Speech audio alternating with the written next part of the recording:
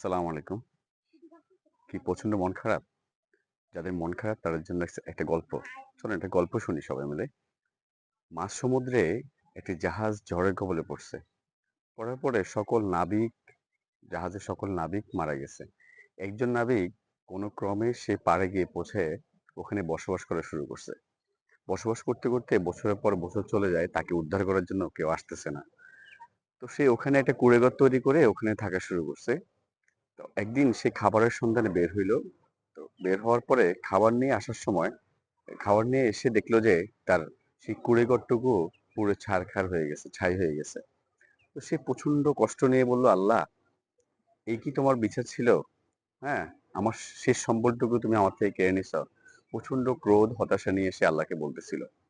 আর সে নিজে নিজে বলতেছিল যে না, আমি আর বাঁচতে চাই না, আমি মরে যাব। তো সে সুসাইড করার জন্য আপনার সাগরের দিকে যাচ্ছে, সে সুসাইড করবে।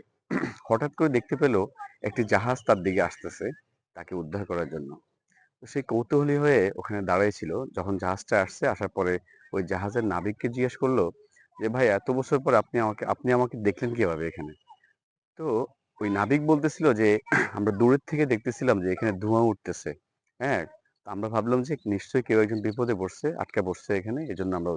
তো আল্লাহ যাই করে মানুষের মঙ্গলের জন্য করে। তার আল্লাহর মনে কি আছে, আল্লাহ কি করবেন কখন, এটা আসলে আমাদের কল্পনার বাইরে।